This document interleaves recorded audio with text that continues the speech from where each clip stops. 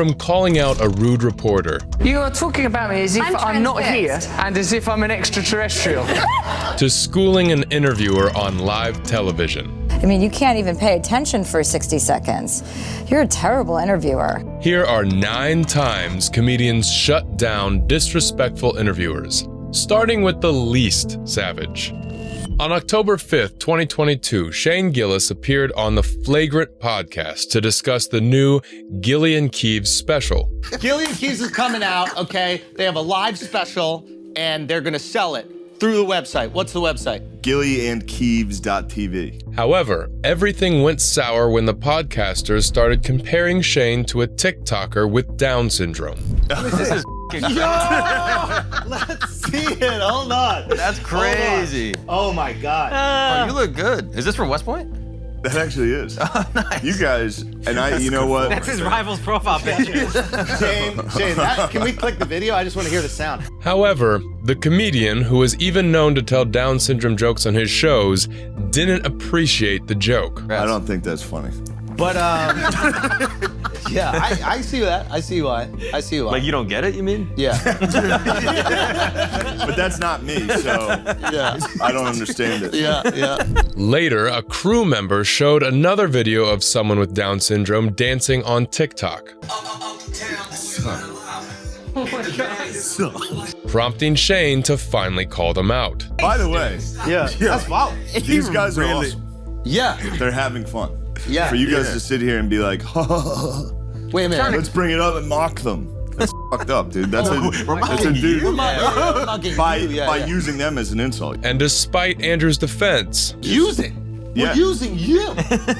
Gillis made it clear that they crossed the line. So you're insulting them by saying I look like them? Or We're you're insulting me you. by saying I look like them? This is you back in your victim thing.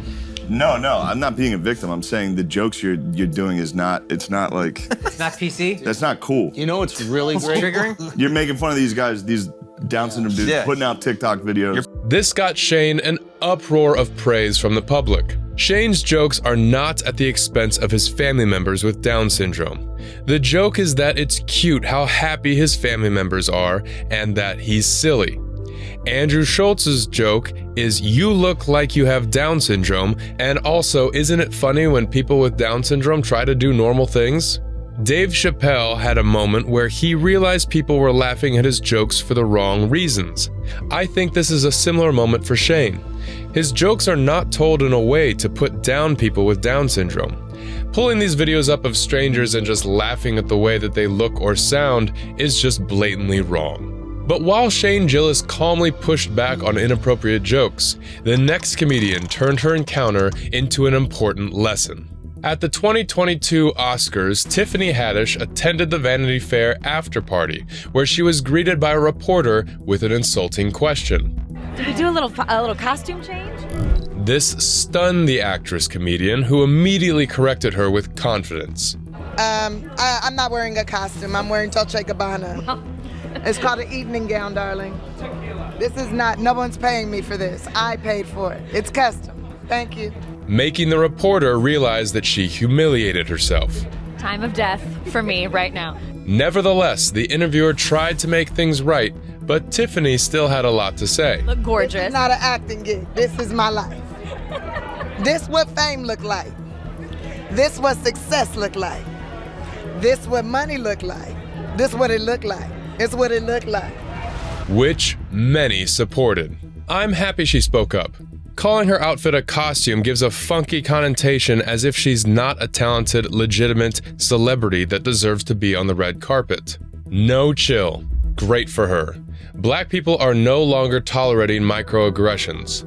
In all honesty, I loved her response. If Tiffany's sharp correction felt like a classy clapback, Jim Carrey's existential response to his interviewer stunned her till the end. On September 10th, 2017, Jim Carrey attended New York Fashion Week, where he unexpectedly ran into E! News interviewer Kat Sadler on the red carpet. Say, Jim Carrey. Yes. What? I've covered a lot of fashion weeks. This is the first time I've run into Jim Carrey. Excited to talk to the legendary actor-comedian, the interviewer ironically kicked off with an insensitive question. Wait, tell me, is it true you're wandering the streets? You need a date to the party? What's up? But Jim replied with a strangely existential remark. I just, there's no meaning to any of this. So I wanted to find the most meaningless thing that I could come to and join, and here I am. Despite the awkwardness, Kat went along. Well, they say they're celebrating icons inside. Celebrating Do you believe icons, in boy. But then Carrie got even more existential. Boy, that is just the absolute lowest aiming, possibility that we could come up with. It's like icons. Do you believe in icons? I don't believe in personalities. I don't believe that you exist, but there is a wonderful fragrance in the air. Changing the vibe of the interview. You don't believe certain icons have the power to make change, to think differently, to be bold, to inspire others? Artistry? You're one of them. On the good foot. Ha! Yeah. You shut it down now. Jim then wrapped up with such an iconic line. We don't matter. We don't matter. Oh, wow. There's the good news. Okay. Kat may not have understood why he did that, but the internet certainly did. The interviewer asking him if he's looking for a date after the passing of his girlfriend is either cruel or just dull, but in either way, highly unprofessional. Unlike the next comedian, who had to educate the hosts on proper interviewing manners. On June 17, 2013, Russell Brand appeared on MSNBC's Morning Joe to promote his event. This summer, he's embarking on his first ever worldwide comedy tour, The Messiah Complex. But things started going downhill when the comedian realized the host didn't know him. All right, joining us now, he's a really big deal. I know. I'm told this. I'm not very pop cultured. I'm sorry. Comedian, movie star, author, and host of the show Brand X, Russell Brand. And it would only get worse when the comedian made an interesting point about the media manipulating information. You know what happens if you work in media? People like to change the information so that it suits a particular agenda. If you're in a room with people, then what you're saying is clear. If you say something that people are confused about, you can explain it to them then. If you say something as a joke, people can't pretend that you're saying it seriously. Instead of responding, one of the interviewers unnecessarily brought up his accent. Funny, the accent, when I see him in person, it's totally fine. Forgetting Sarah Marshall or the TV show, it's fine. But on satellite radio in the car, I can't understand a single joke you say. Though Russell responded positively, the female host still had to cut in with her observation. This is my first brand experience. Yeah. I think it's not listening to him, it's experience. It's just sort of taking it all in. You are talking about me as if I'm not here and as if I'm an extraterrestrial. I'm from a country that's near to you. Window dummy. We're just sort of admiring the whole, it's the whole thing, isn't it? Well, thank you for your casual objectification. This led the comedian to show them how an interview should be done. Is this what you all do for a living? Yes. Okay, but I'm here to... Okay, well, let me help you. I'm here to promote a tour called Messiah Complex. It's here for the people of America. I want the people of America to come and see me do stand-up. Go to russellbrand.tv where you can purchase tickets to see me. Though the public didn't always agree with Russell, they sided with him this time. This was an absolute masterclass of how to make someone look stupid. They tried to dismiss him and anything he said in his show by constantly referring to what he was wearing and his accent. He took over their show and made them look entirely redundant, but still came off as friendly and hilarious, and they didn't have a clue what he did. Genius. Brand proved that he was better than his interviewers, much like the following celebrity who ended up overpowering a late-night host. On January 31st, 2017, Ricky Gervais appeared on The Tonight Show with Jimmy Fallon to talk about his Netflix movie, David Brent, Life on the Road. David Brent is back. I want to talk about it because this is going to be, I love that character. Oh, thank you. You look great, by the way. However, the discussion went downhill as soon as Jimmy complimented him. You look great, by the way. I look great. Yeah. Is that sarcasm? No, it wasn't. You see, this is the thing with you. It's a talk show. Oh, you look great. Even though, look at me. Of course I don't look great. Look.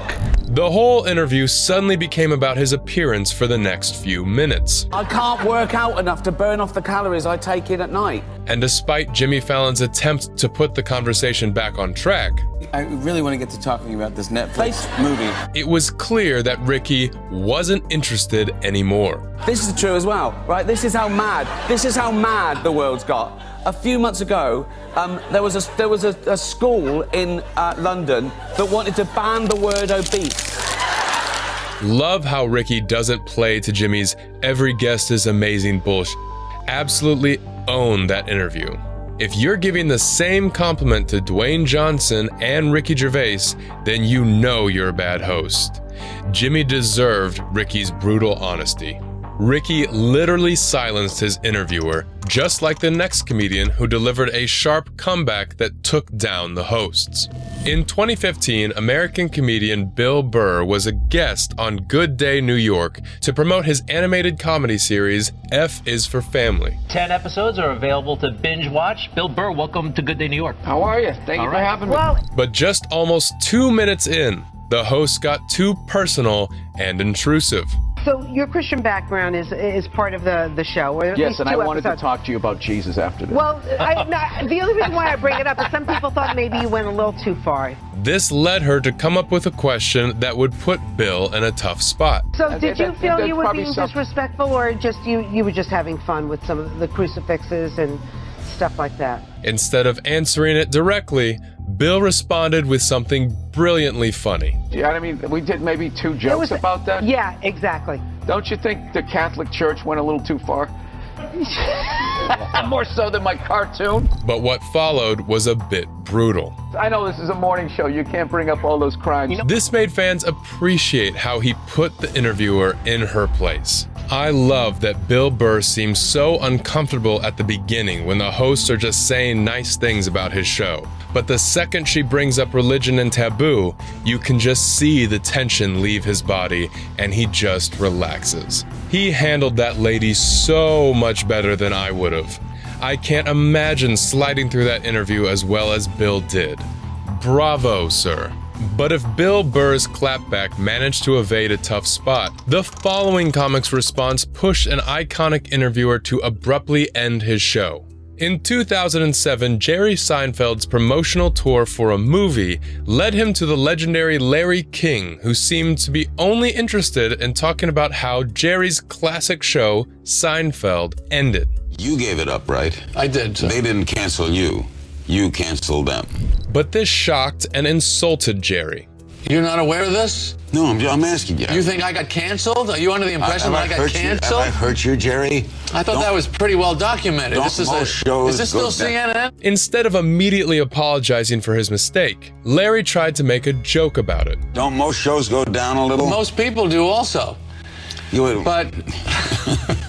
But despite their shared laughter, Seinfeld didn't let it go just yet. I went off the air. I was the #1 show on television, Larry. Do you know who I am? Jewish guy, Brooklyn. Yes. Okay. 75 million viewers. Last episode. Were you? Leading Larry to finally recognize his slip-up. It's a big difference between being canceled and being #1. Okay, I'm sorry. Even though the interview was done years ago, people still can't help but side with Jerry. Rewatching it, Larry was setting him up for an absolute slam dunk of an ego boost, but Jerry is so sensitive that he ruined it before he could blossom. Larry King was 80 years old for 40 years. But while Seinfeld still managed to keep it witty, this following comedian didn't hold back on her interviewer. In 2014, Chelsea Handler sat down with Piers Morgan to talk about comedy, race, and media. You tweet very amusingly. I wish you did. However, after the commercial break, Chelsea didn't hesitate to reveal what the interviewer had done. I mean, in the middle of the commercial break, I want your viewers to know, they must know because they're probably following you on Twitter. I mean, you can't even pay attention for 60 seconds. You're a terrible interviewer. Instead of acknowledging this, Piers blamed the comedian, not knowing what she had in store. Well, you just weren't keeping my attention. That's Well, more but an issue that's for you not than my me. problem. Well, it is your problem. This is your show. You have to pay attention to the guests that you invited on your If show. they're interesting enough. And when he didn't give up on his point, Listen, it doesn't matter how interesting I am. You signed up for this job. she dropped her most savage response. Well, maybe that's why your job is coming to an end. Wow. leading fans to applaud her. Wow. Thank you for telling Piers the honest truth. He cannot pay attention, he cuts peeps off all the time, and he's rude to guests. Thank you, Chelsea. She slapped TF out of him. I love her. Piers is insufferable and indeed the worst person to have a debate with because all he knows how to do is interrupt with that smug face of his. But if Chelsea still managed to stick it out through the harsh interview, the opposite happened with Joan Rivers, who didn't even bother. On July 7th, 2014, the iconic Joan Rivers appeared on CNN to discuss her new book, Diary of a Mad Diva. My last book was on the bestseller list 19 weeks, so my producer's not a fool. She said, write another. So I said, about what? She said, well, you're funny every day. Write about what annoys you or makes you laugh every day. But what began as a standard interview quickly went off the rails when the reporter made a triggering remark. You know, you've got best-selling books, you sell out on stage, even with your fashion critiquing. While it's very mean in some ways, people can't wait to hear what you have to say. Really? It's not mean? You can. It's not mean. I tell the truth. I'm sure I say the same things that all your viewers say to their friends sitting next to them on the couch.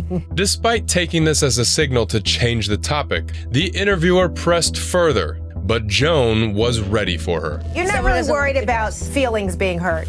Well, not when it's about dresses. It's not about them. It's about clothing. But the final nail in her coffin was when the interviewer tried to humiliate Joan Rivers, an animal rights activist. And on the cover of your book, you're wearing a fur, and you knew that there would probably be animal rights activists. You know, this whole interview is becoming a defensive interview. No! Are you wearing leather shoes? Yeah, shut up. I'm talking. This led the comedian to make a shocking response. I'm going. I really am going because all you have done is negative. No! All you have done is negative. I haven't heard that. I make people laugh for 50 years. I am put on earth to make people laugh. My book is funny.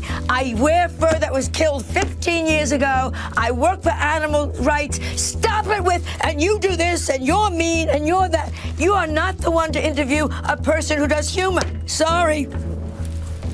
Are we serious? Many people praised Joan for standing up for herself, making her the most savage comedian ever to put a rude interviewer in their place. This wasn't an interview. She was trying to harass Joan, and Joan wasn't here for it. Good for Joan Rivers. I wish we had more public figures today who had that level of common sense and guts.